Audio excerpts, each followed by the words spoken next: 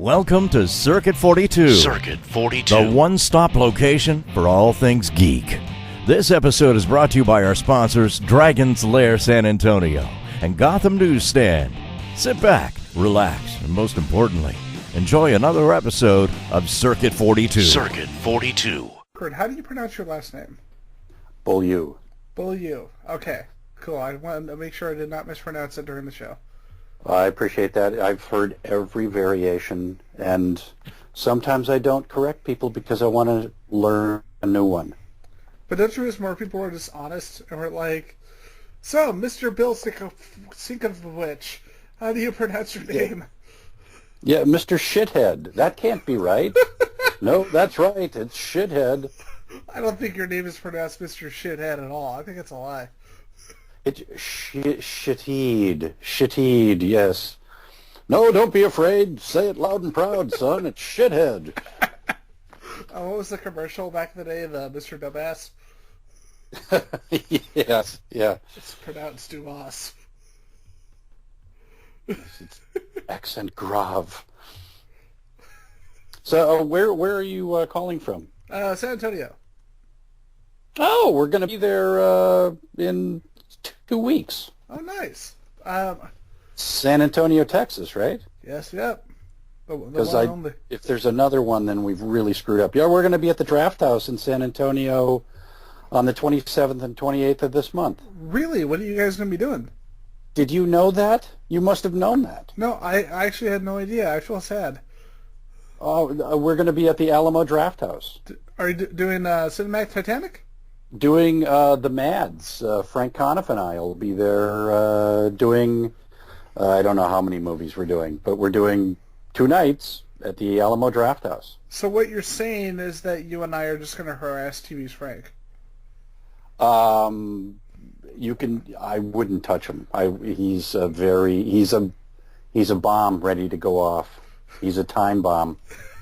A time bomb of television. Yes, a ticking time bomb of television and potatoes. We need to find a way. We need to talk to Frank and get that on his card. Like, it's like have that be his business card. Frank Cardiff, a ticking time bomb of what in potatoes? I don't remember. You said it. See, you'll have to look at the transcript. That's the problem, man. We've hit that point where our memories have faded. I'm at that age of 32 where it's just gone. Yeah, I know. Mine left at that age, and I've just been wandering the wilderness for the last 28 years. It's like you just come across a deer during the interview. Yeah, it's like, what's that? It's a newborn fawn. Ew, so what were we talking about? I know, but as you get older, people forgive you because they go, "Oh, he's just old." See, what I want to do, I want to like fake it. I want to hit a certain age and just pretend to be senile. You know, just like walk into a room with no pants on and be like, "Hey, I'm old." And it's like, "Oh, he's old. He doesn't know any better." Secretly, I do. You're old. You're supposed to crap your pants. Well, I did that. Just go into a room with no pants on and be like, "I'm old. I don't know what's going on." Oh, that's just him. He's Mr. McIntosh. He's just old. But he's 32. What? Yeah. Yeah, you gotta reach a certain age before you can really pull it off well. Oh, come on. I could put on that Prometheus makeup that Guy Pearce had. It was so convincing. Oh, yeah. Well, actually that was pretty good makeup for I've seen worse old age makeups in movies. Oh, I know you have. So, for those who don't know who these 2 random people are, these 2 handsome men about industry and about town. I am your host, Ian McIntosh, here at Circuit 42, and I am here with special guest, Trace Beaulieu, from the mysterious labs of Mystery Science Theater. Mystery Science Theater 3000, and now the Mads, or some people are calling us the Mads are back. But Frank Conniff and I are back out on the road bringing our virulent form of bad movies and riffing on them to theaters in your neighborhood and in your neighborhood. We're coming to San Antonio. Yep. on the 27th and 28th of this very month.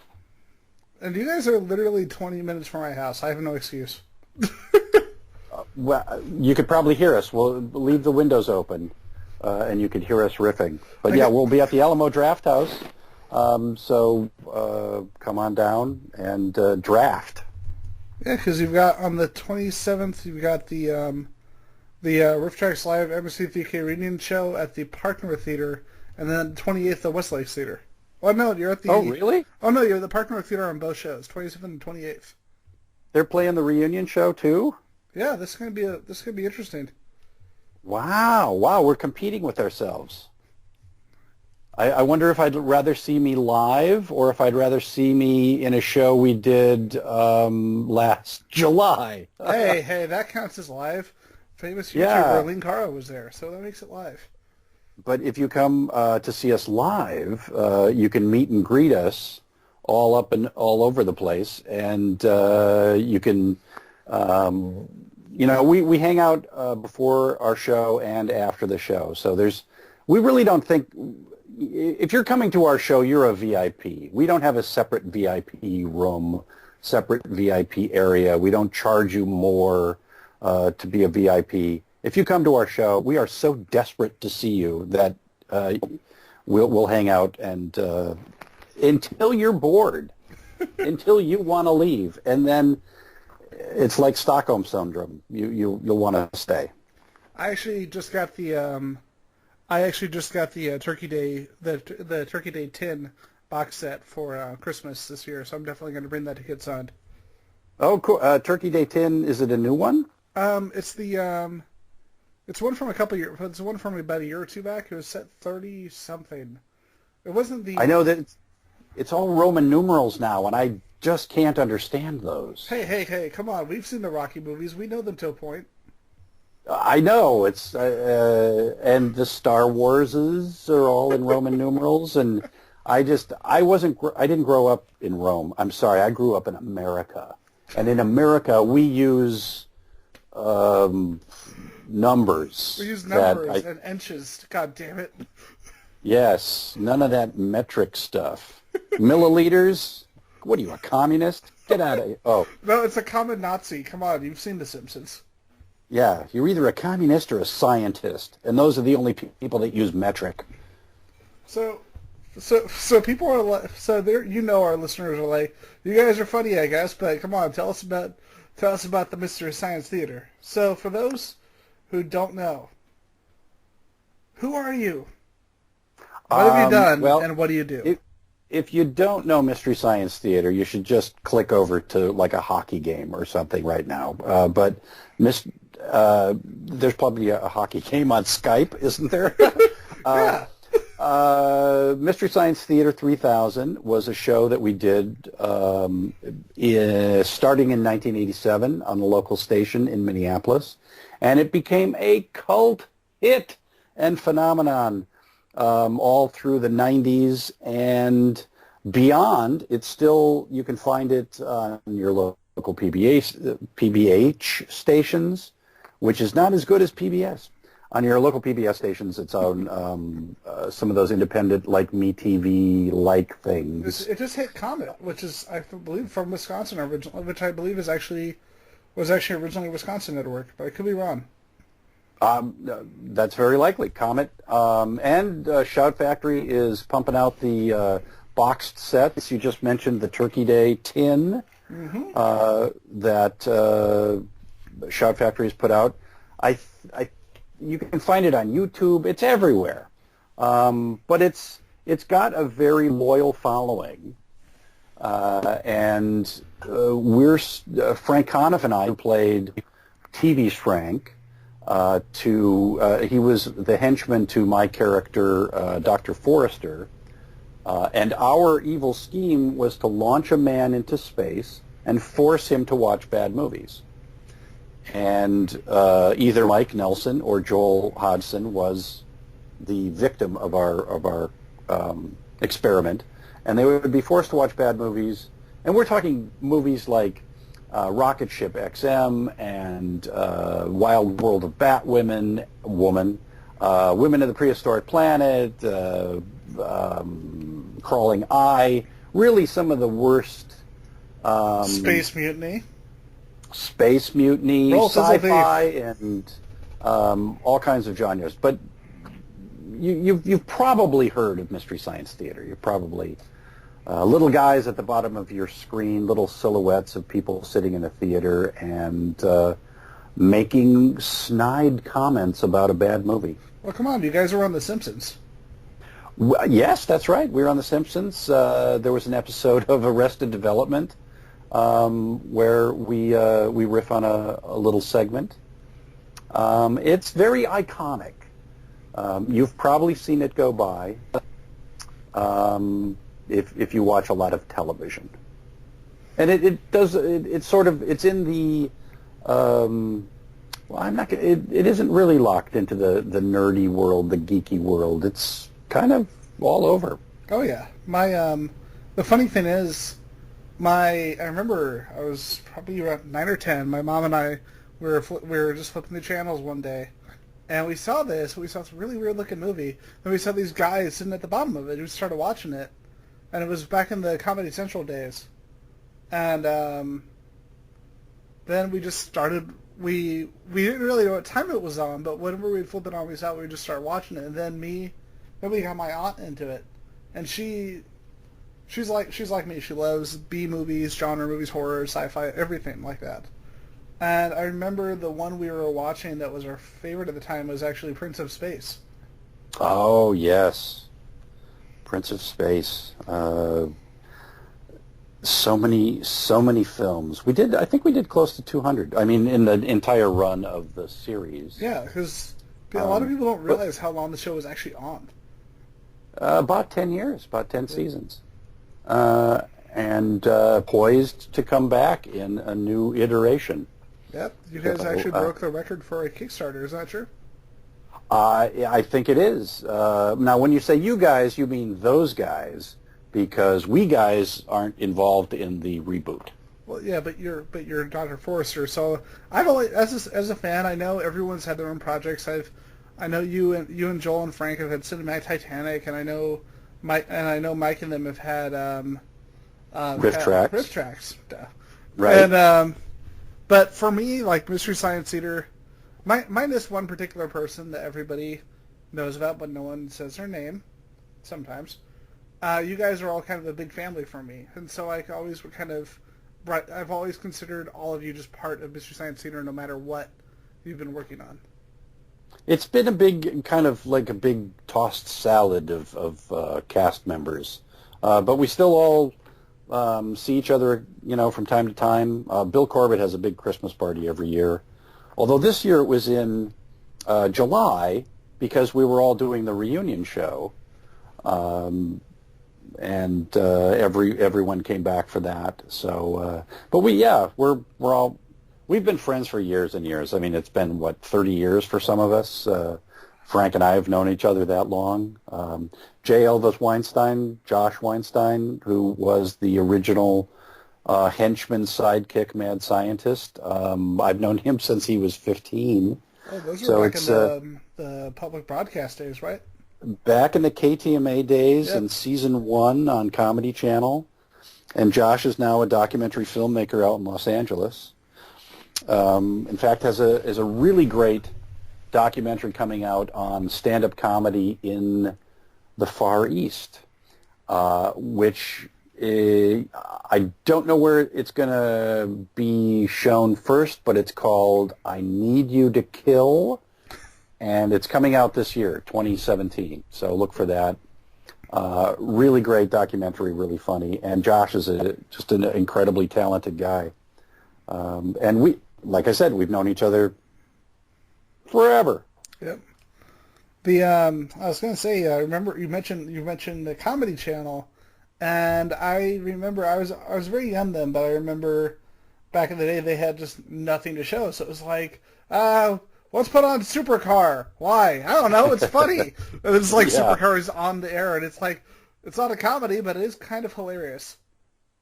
Well, when the Comedy Central started, there was also Ha TV. So there were two competing 24-hour-a-day, 7-day-a-week comedy channels. And eventually they merged. But Ha was showing more like reruns like CPO Sharky and things like that. And Comedy Central was a little more adventurous and willing to take chances, I think. And they had things like the Higgins Boys and Gruber and Alan Havey and all of those comedy VJs, much like MTV had music VJs. Yeah. And so we had just free reign. We could do whatever we wanted to do on our show, and we were largely left alone. So it was a really great pioneering Wild West kind of days of early deregulated cable. And now I think we're seeing that again with all the platforms and web series and your Netflixes and your Hulus. And of course, you guys, there's tons of your guys' stuff on Prime too. But yeah, it's everywhere. Yep. Your YouTube. Your kids today in the YouTubes. With their loud music and their rock hair. And their hip hops. Yeah, and their parkour. Parkour! Sorry, I was watching The Office yesterday. That's still my favorite bit from The Office. It's like, okay, so we're gonna jump off this building, onto those boxes, roll past that dumpster, go through that door. Immediately just pretty much breaks her legs in the boxes. Yeah, is that on The American Office? I still haven't seen that one. It's like the one timer that actually worked. You know what I mean? Like, because I remember they did the remake of Coupling, and that was one of the worst things ever. Yeah, some stuff doesn't travel. You ever see the infamous attempt for the UK to redo that '70s show? It was literally one episode. Yeah, I think I've seen a pilot of that. It was so bad. And they tried to redo Spaced and Red Dwarf, of course. They tried to do that, and it's just they've done Faulty Towers. They did the version with B. Arthur. Then there was another version with his name escapes me. He was on doesn't matter. Can't remember. Eric Roberts is the master in Doctor Who. Come on, man. Yeah. Some stuff should just stay in America. Some stuff should just stay in the UK. And I love UK. I love British television. I watch probably more British sitcoms than I do American sitcoms. And now with especially with the the 2005 reboot of Doctor Who, they say it's the next season, but it was basically a reboot. And Sherlock, they kind of blend now. I mean, the fact that you can go to a movie theater here in the States and see like the premiere of Sherlock season 4. Yeah, that's interesting. Did you see it? Have you gone to see it? I didn't get to see it. I've only just started watching Sherlock. We went and saw The Arrival, which was amazing. Yeah, I liked that movie. Frank and I and a comedian out of New York, Carolina Hidalgo, we do a podcast called Movie Sign with the Mads, just to completely rip our own selves off. And we talked about Arrival. That's one of the few that we've really liked this year. It was really well done. I absolutely love the movie. I never thought I'd say I was looking forward to the sequel to Blade Runner, but the fact that we got the director of The Arrival and Prisoners and Sicario doing Blade Runner 2, it's like, you know what, I'm fine with that. But yeah, I felt the same way. Very, very enthused. But for me, the best part was I didn't realize my mom was a Sherlock fan. And so the Sherlock preview comes up, and I'm watching my mom be like, like in the theater, like basically fangirling in the theater. And my dad looks, he says, "Oh, Sherlock," and he starts laughing. Because you never expect to see your mom fangirl at something. Oh yeah. Sherlock's a great show. Oh yeah, great. And one of the guys behind it, Mark Gatiss, is one of my favorite British shows, League of Gentlemen. I don't know if you've seen God, that I love series. League of Gentlemen. Like, no one knows what it is, and it makes me sad. I know. They go, oh, you mean League of Extraordinary Gentlemen, that Sean Connery movie? No, I don't. No, I didn't say that. Good. And do you know, if you know League of Gentlemen, do you know Psychoville? I don't know Psychoville, but now I need to see it. Psychoville is Reece Shearsmith and Steve Pemberton from League of Gentlemen. Their next series, and then the series after that called Psychoville that they wrote. Pemberton and Shearsmith. Check those out. They're amazing. I will. And you, if you haven't already checked that, you probably have, because it's been around for a while. Garth Marenghi's Dark Place. Absolutely, yeah. You'll see a lot of the same people migrate through these shows and series, and yeah, I'm a big fan of Garth Marenghi. Yeah, so like that was it's kind of like some of our Mystery Science Theater, except they did the riffing for you. Yes, yeah, exactly. Mighty Boosh is another favorite British show. There was what was the one? It's got a lot of the same people who worked on Garth Marenghi, but it's Australian. It's on Netflix, like something 5. It's like a parody of old British sci-fi. Oh, yeah, I think I know what you're talking about, but I can't recall the name. But yeah, a lot of good stuff. A lot of good stuff on British TV. See, this is when you know you got a good show, when we could just like bullshit about British television for like 20 minutes. And nobody knows what you're talking about. I know, it's fantastic.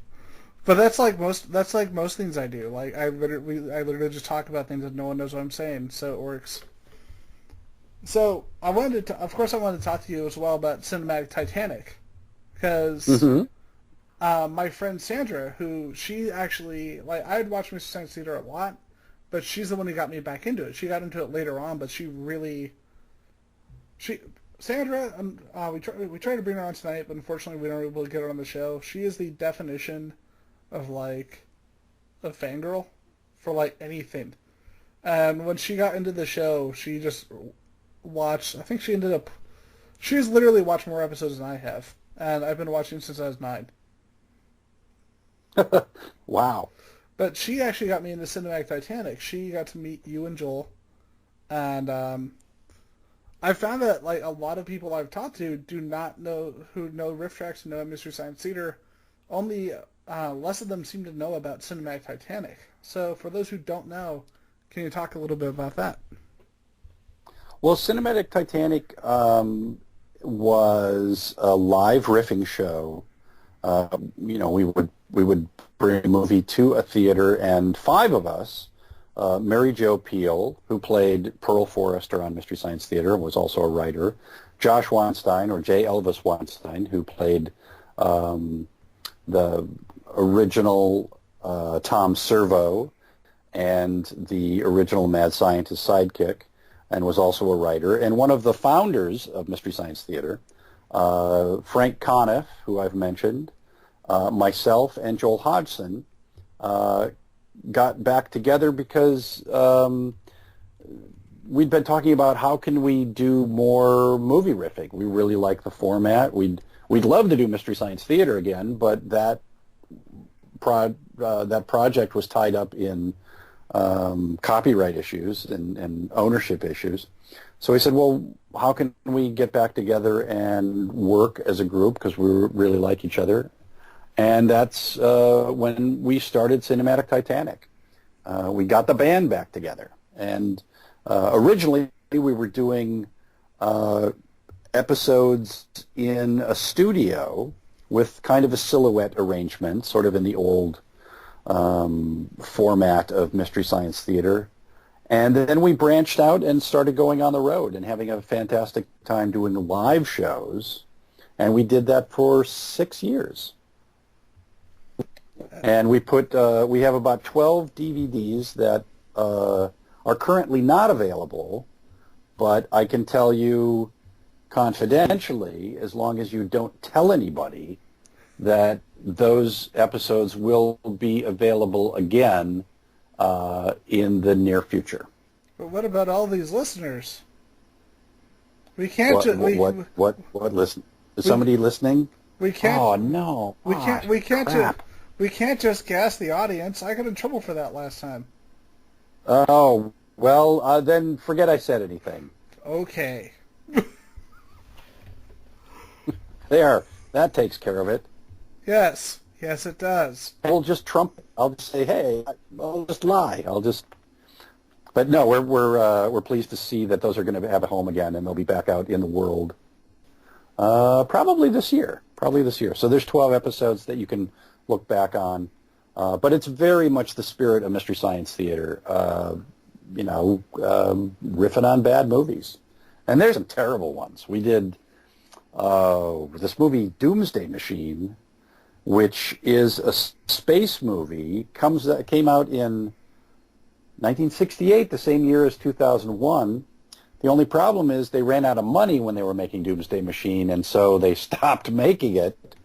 And then 2 years later, they said, well, let's just finish this piece of junk.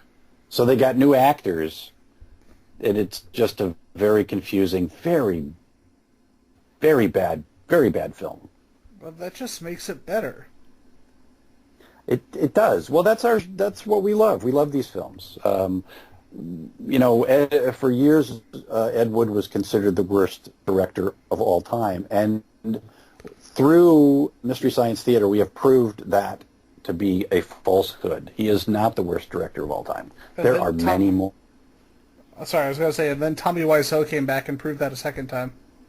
Yes, exactly. And the world will keep bringing us Tommy Wiseau's, unfortunately. See, I remember one of my friends, they showed me Birdemic.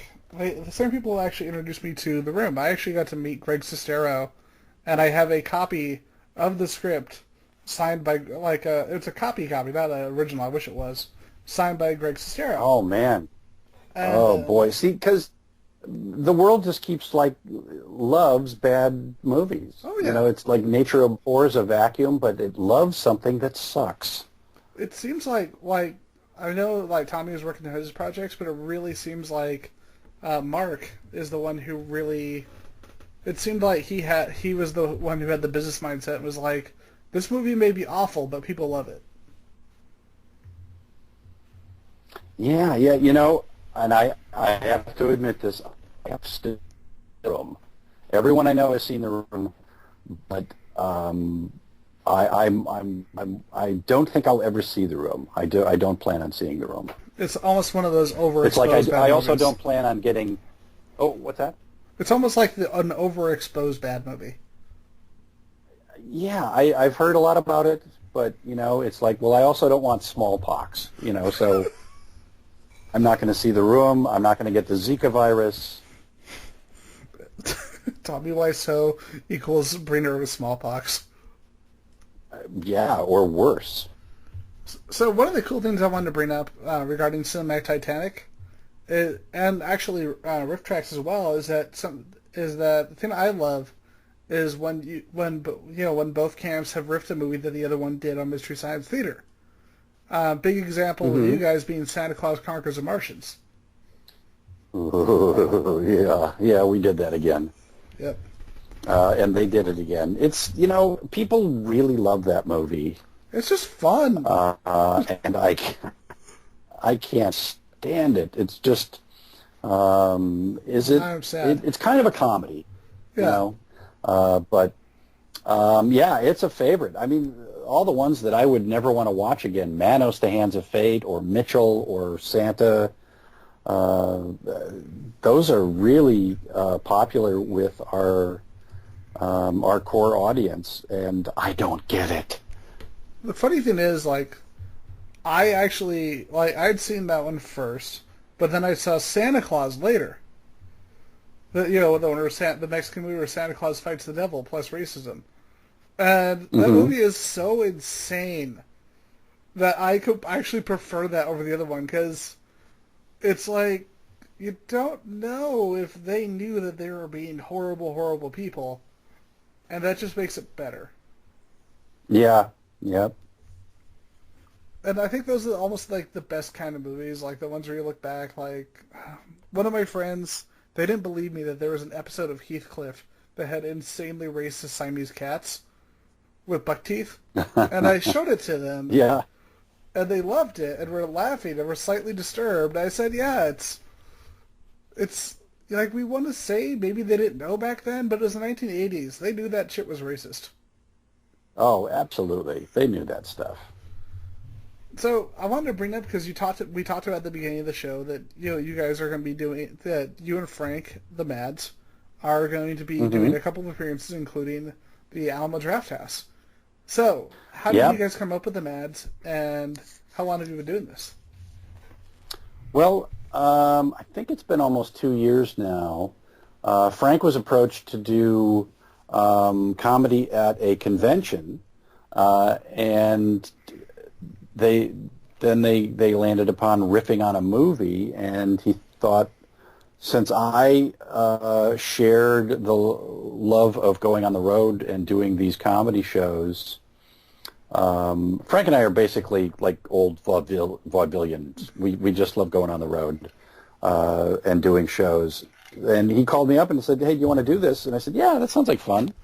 And then as soon as we got done with that, there was another call to do a comedy club. And we said, well, let's find a couple of movies that we can put in rotation and go out and do these. And it's been word of mouth. It's been the fan base and our friends helping us find these venues to play. And now it's we're going out about once a month. We've been doing the Alamo Draft House circuit. We started in Denver. We'll be going to Yonkers and Brooklyn in February. We're playing the San Antonio Draft House, as we mentioned, in a couple of weeks. So it's been snowballing, and it's been so much fun. And you can kind of forget about the world. Just come and see the show. It's a couple hours of just laughing, and we have a great time. It's a very family friendly. Well, it seems like a family. Some of our jokes might be a little more 13-year-old. Yeah. Now, so if your family is Amish or like hardcore lemonade Mormon, you might be bothered. Well, why are you there? Why are you in the theater? Yeah. Well, how did I don't think the Amish go to movie theaters.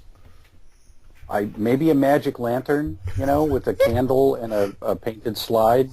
But yeah, they're not going to be going to the movie theaters. I'm just picturing a cardboard cutout of the like Mystery Science Theater cardboard cutout with the silhouette, and they just hold it up in front of the candle. Well, if we didn't have a movie, it would be less technical. We could just do this live. We could sit in the front row and make fun of people. We could turn our chairs around and make fun of the audience. But that's not really fun. That's cruel. The Amish one would just be a liver for the movie Witness. Oh, there you go. How many Amish movies are there? I can think of that one. Harrison Ford's like, oh, someone made a reference to Witness. I better point at them. Yeah. I kind of love the fact that Harrison Ford's an amazing actor, but I love that half his intensity comes from gruffly pointing at people. Yes, he does that well. But still, he's Harrison Ford. Oh yeah. He's Han Solo, for crying out loud. He's Indiana Jones. Frickin' Deckard, man. Yeah, he's been in a lot of my favorite movies. There was this moment where I tend to switch out like old movie posters at my house, and at one point I had Blade Runner, Star Wars, and Temple of Doom, because Temple of Doom, what great movie, totally cheesy, but one of my favorite posters of all time. And I had all three posters up, and my friend kind of said, so are you man crushing Harrison Ford? And I didn't even think about the fact that all these great movies were all movies starring Harrison Ford. Yeah, it's he's had a great career. Yep. I'm really looking forward to Blade Runner. I think that's going to be interesting. All of a sudden, you and Frank just show up and start making fun of the movie. Quiet down there. No, it's our movie now. Well, I'm sure we're going to talk about it on our podcast, Movie Sign with the Mads, Yep. Which is on Cave Comedy Radio, by the way, or iTunes or SoundCloud. And how long have you guys been doing the podcast? We've been doing that about since August, I think, September. Fairly new, but really enjoying the process, and it's got us back into seeing movies in the theater. So if anyone is keeping the box office numbers up, it's every one of these jerks who's got a podcast about movies. Yeah, and jerks. That's what we do. Yeah. So something I wanted to bring up, because a lot of people, they remember you as Forrester, they remember you as Crow, but I think a lot of people who just watch the show once in a while don't realize just how big a role everybody played on the show. In terms of writing. We all wore a lot of hats, and in the early days, we were a small crew. It was like hippie TV. It's like, hey, let's put on a show. So yeah, I did a lot of stuff, built the sets and some of the art direction, and worked on the robots and puppeteered the robots and wrote and all kinds of stuff. But everyone was doubling up on duties, and then as we got busier, we'd kind of branch off into our own little cocoons, and we'd have other people to do those things for us. But yeah, it was a great deal of fun, and we could pretty much do anything we wanted, and that's so unusual in any kind of television. And none of us found that again, really, that kind of freedom. But you know what? I'm finding that now with some of the other projects I've been involved with, like Vermin. You can go on YouTube and watch Vermin, which is a show about lab rats in a lab, placeholder labs. And again, I play a scientist, but I get to be a human this time. I'm not a puppet. But that's a group out of Minneapolis, Gordon Smuter and a bunch of really talented people in Minneapolis doing this show. And it's very low budget and grassroots and so much fun, because it's that really spirit of adventure and spirit of people who really love to make stuff that attracts me to that. I just worked on another show out of Minneapolis called Theater People. Another great production, really dedicated, talented people working for no money, and it's a web series. But so much fun, and that spirit of adventure and spirit of let's make a thing, let's make something fun and provide a fun environment for everyone who's working on it. That's what attracts me these days. That's why I love going on the road with Frank, because it's fun. Oh yeah. And plus, sorry. Oh, fun is infectious, I think. People like fun. And I think they're going to need a lot of fun in these next few years that we're looking forward to. Oh, yeah. Yeah, not normally a political show in here at all, but good God. Like, your use of the word Trump earlier, very good use of the word Trump. I was trying to make a bridge analogy, Yeah. For your... We've just made a Venn diagram of the fans who are into sci-fi and bridge, which I think there might be two people. I wanted to mention, because you were talking about you were talking about puppets, you were talking about online projects. There was a show I used to love called Transylvania Television. That's Gordon Smuter's program. Yes. I had no idea, because I love TV. And, I think it's one of those shows that, when you watch it, you have, because I remember he was a part of the website Channel Awesome for a while, and he was talking about it on there, and how, you've got this show that literally people are paid in hot meals, and, you watch the show, and it's like, this does not look like a low-budget production at all. No, that I was so impressed with. I saw the Halloween episode, Halloween special. Gordon invited me to a screening, and I said, you guys are great, and I love what you're doing. It's so inspiring. I would love to work with you guys. And then Gordon brought me into Vermin to work on that, and I've been invited to work with them on some new episodes of TV. So Transylvania Television will be coming back somewhere, and I'm not privy to even know. I can't even look. Even if they showed me where it's, I'm not supposed to look. But I'm thrilled that you know that show and that you're a fan, because I think it's so well done. Yeah, I remember my friend Ashley. She and I are both huge Twilight Zone fans, and I can't remember the name of the episode. It was the one with the little girl who disappears into the other dimension, the one that Poltergeist ripped off. Oh, yeah.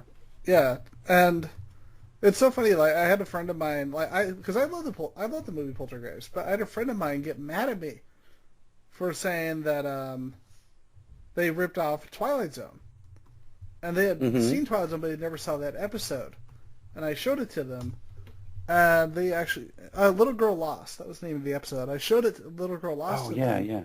And they said, "Oh my God!" Yeah, I said, "Yeah." They literally just took from the Twilight Zone for Poltergeist. Well, there's, what is there, only like 8 stories or something like that, just variations on them. Yep. But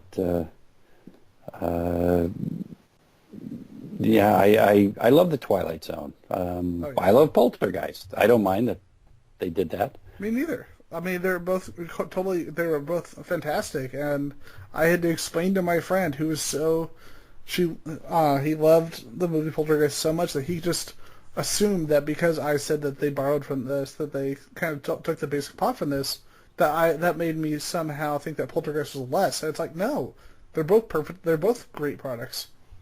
Yeah, no. Twilight Zone is just, I can watch that all the time. Just such good TV.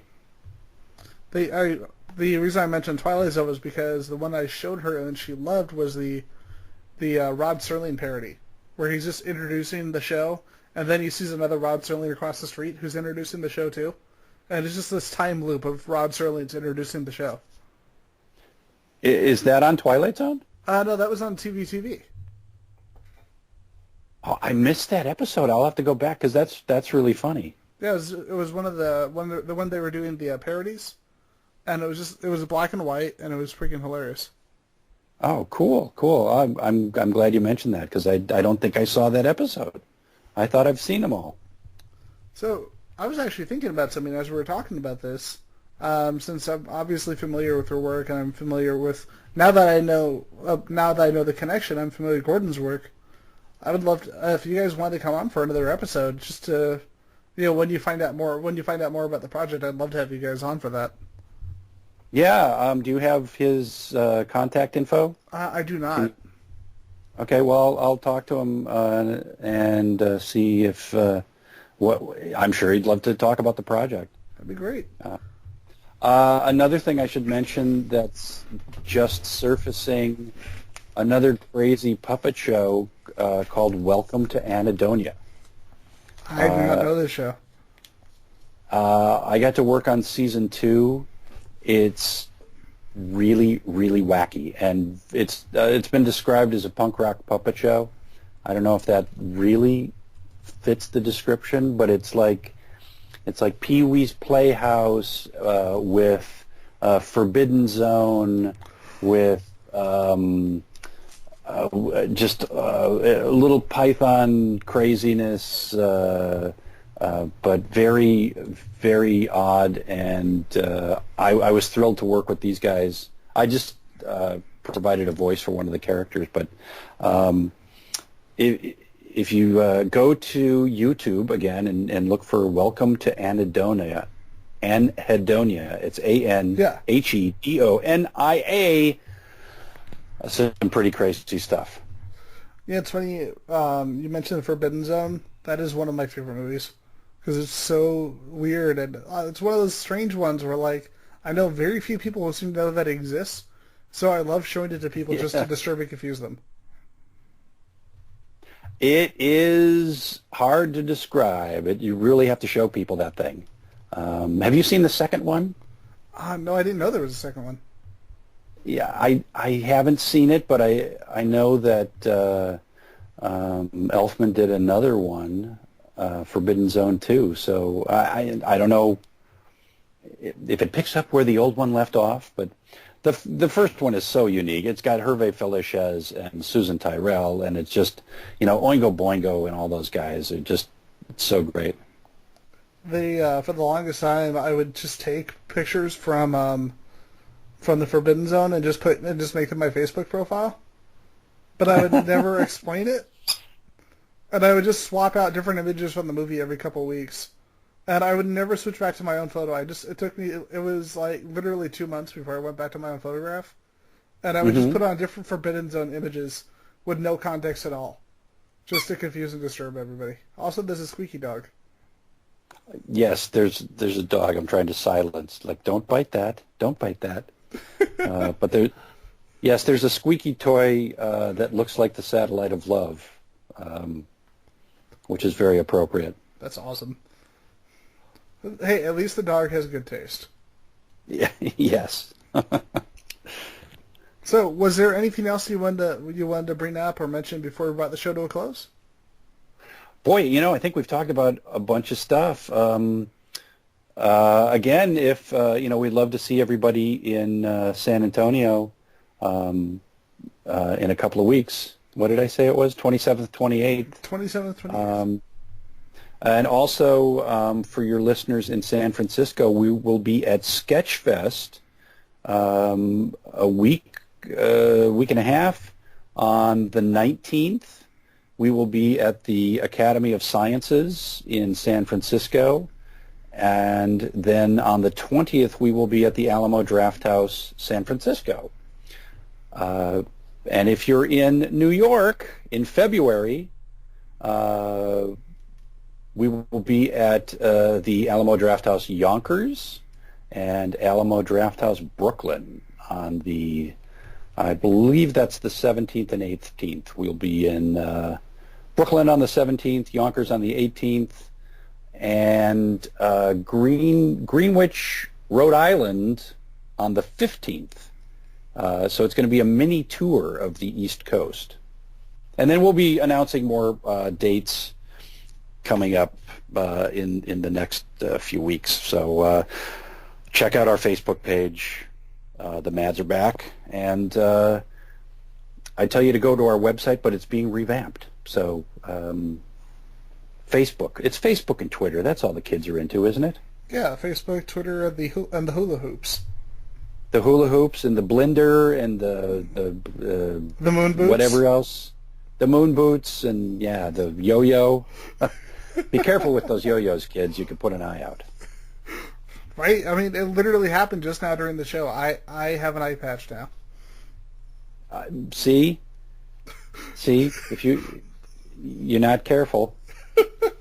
One little story I wanted to bring up before we bring the show to a close. I've lived in Texas twice. I lived here for about what will be 4 years now here in San Antonio, and then I went through high school and the beginning of college here as well. And I remember when the Draft House was just an Austin thing, and it's crazy seeing it blow up like everywhere.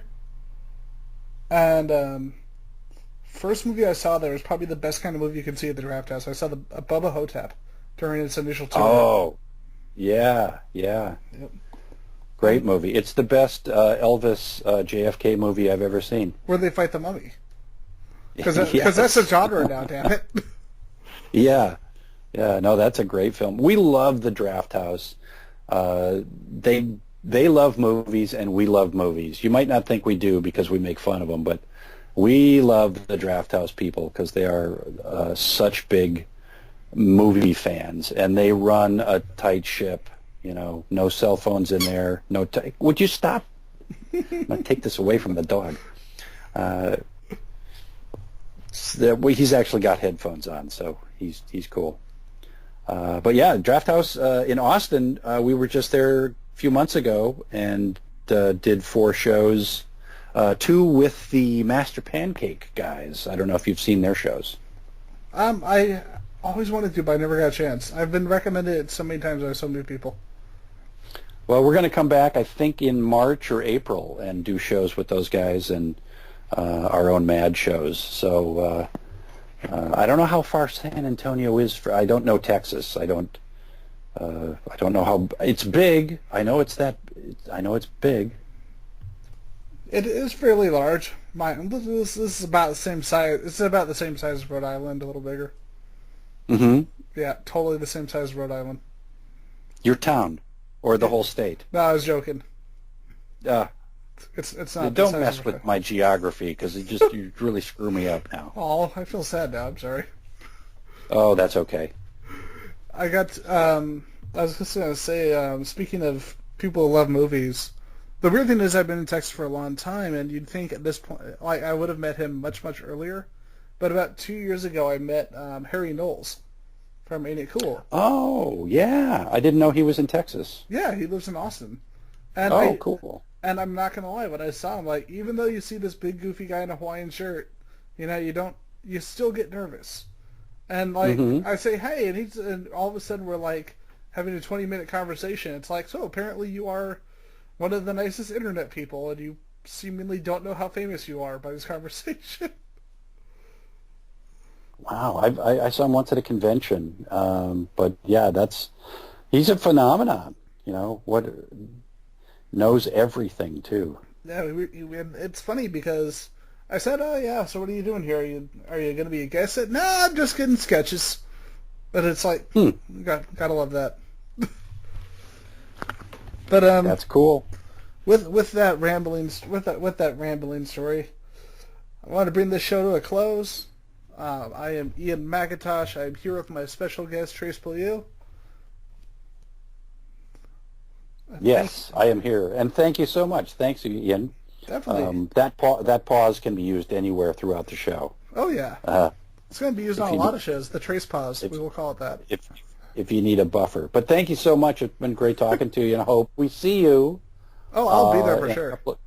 Couple of weeks. Yep, and I hope to see you all. Wear a bow tie so we know it's you. Okay, I'll wear a bow tie. I don't have one, but I'll make it work. Okay. All right. Or a hula hoop. Wear a hula hoop and carry a yo-yo. I don't have a hula hoop, but I have a Hawaiian shirt, and that's pretty much the same thing. So, thank you everybody for listening. Y'all have a wonderful night. Go watch Mystery Science Theater. Go watch the Mads. Go watch everything, because if you don't, what are you doing here? We have no lives. We just hang out and watch weird movies. Yeah, go watch something. Yep. Come on. Y'all have a wonderful night. Cool. Thanks, Ian. Definitely. You have a great one. And let's bring this show to a close, because I don't know how to end this show, because I'm kind of geeking out. You've been listening to Circuit 42, brought to you by Dragon's Lair San Antonio and Gotham Newsstand. Join us for our next episode. For all things geek. Circuit 42.